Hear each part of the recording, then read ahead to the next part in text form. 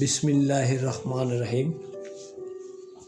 মহান আল্লাহই শুভ মুক্তি। আসসালামু আলাইকুম ওয়া রাহমাতুল্লাহি ওয়া বারাকাতুহু। কনকনে শীতের মধ্যে আমার কবিতা 29/12/2025, সর্দার বোরহানুদ্দিন। কবিতার নাম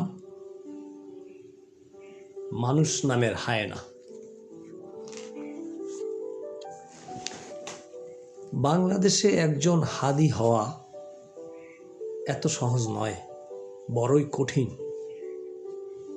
অন্যায়ের পথে দেশের মানুষ অনেকেই হায়নার মতোই করে জেগে ওঠেন।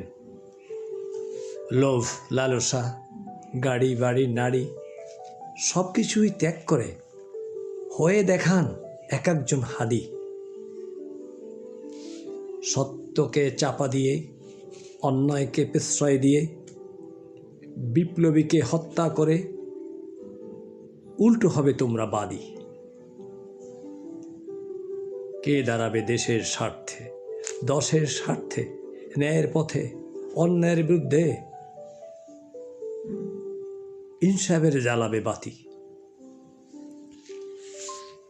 আমাদের দেশে আছে স্বার্থলোভী, অর্থলোভী, নারীলোভী, পাপিষ্ট বেশ কিছু হায়না। কাপুরুষের মতো তোরা হত্যা করো, ন্যায়পথকে রোধ করো।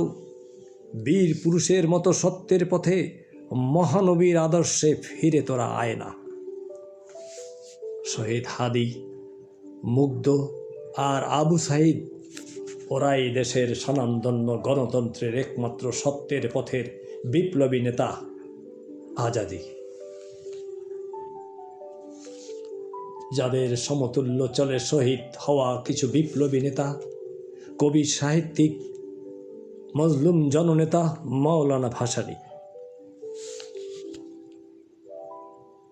জাতীয় কবি নজরুল ইসলাম বিদ্রোহী কবিতা লিখেছেন, যুগে যুগে আয় রে বিপ্লবী নেতা, এই ছিল তার মনের আশা।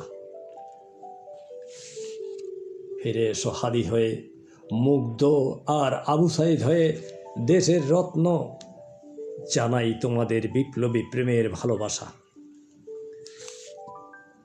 দেখেছি দেশের অগণিত ধর্ষণ, রাস্তার পাশে শুয়ে থাকা পাগলিও রেহাই পায় না, ছিন্ন ভিন্ন করে ওদের দেহখানা। মানুষ নামের কিছু হায় না। আয় মোরা আয়, সত্যের পথে প্রদীপ জ্বালাবো। আমাদের স্বাধীন দেশের পতাকা হাতে নিয়ে মোরা আয় না।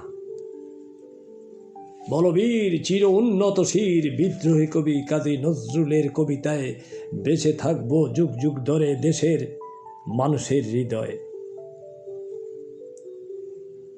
কবি নই আমি, সাহিত্যিক নই আমি, শুধু বেঁচে থাকতে চাই বিপ্লবীদের মাঝে, রক্তাক্ত কলেমা হাতে নিয়ে।